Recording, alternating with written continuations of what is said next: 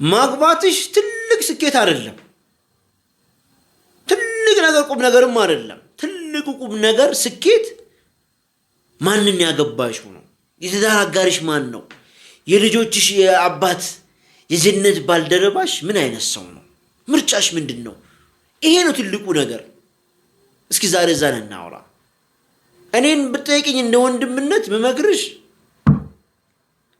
ስስታም የሆነ ሰው የሚሰግድ የሚቀራ የመስጂድ ኢማምን ቢሆን እንደው ገንዘብም አላህ ትሪሊየን ቢሰጠው እንዳታገቢው። ስስታምነት ትልቅ በሽታ ነው። ሕክምናውም ከባድ ነው። ነቢዩ ዓለይሂ ሰላቱ ወሰላም በኒ ሰሊማ የሚባሉ ጎሳዎች አሉ መዲና ላይ የሚኖሩ። ጠየቋቸው፣ መን ሰይድኩም ያ በኒ ሰሊማ፣ የእናንተ መሪያችሁ ማን ነው አላቸው። ጀድ ብን ቀይስ የሚባል ነበር። ዓላ አና ኑበኺሉሁ፣ ነገር ግን ስስታምነቱን ይሄ ንፉግነቱን እንጠላበታለን አሉ። እሱን የእኛ መሪያችን አሉ። ከዛ ረሱሉላህ አዩ ዳኢን አድዋ ሚነል ቡኽል አሉ። ሱብሓነላህ፣ እንዴ ከንፉግነት ከስስታምነት የከፋ የዘለለ ምን በሽታ አለ አሉ ረሱሉላህ። የእናንተ ሰይድ መሆን ያለበት ዓምር ቢን አልጀሙሕ ነው። ዓምር ቢን አልጀሙሕ ቸር ሰው ነበር። ለዛ ይሄ ስስታም የሆነ ሰው በሽታ አለበት። እንዳታገቢው፣ ለትዳር እንዳትመርጪው እስከነጨራሽ ምኑንም አትመልከች። በቃ ተይው። ሁለተኛ ነጥብ ምርጫሽ መሆን አለበት አላህን የሚፈራ ሰው መሆን አለበት። ወላሂ ለዛ ነው አንድ አባት አንድ ታላቅ ዓሊም ዘንድ ይመጡና ይጠይቃሉ። ልጄን ለማን ላጋባት ብሎ ይጠይቃሉ። ከዛ ምን አላቸው? አላህን የሚፈራ ሰው አጋባት። ምክንያቱም ከወደዳት እንደ ንግስት ተንከባክባ ያኖራታል። በቃ እሱ ዘንድ ንግስቱ ነች። ከጠላት ደግሞ አይበድላትም፣ ሐቋን አይነካም። በቃ በሰላም ወደ ቤት ይመልሳታል። አለቀ ነገሩ።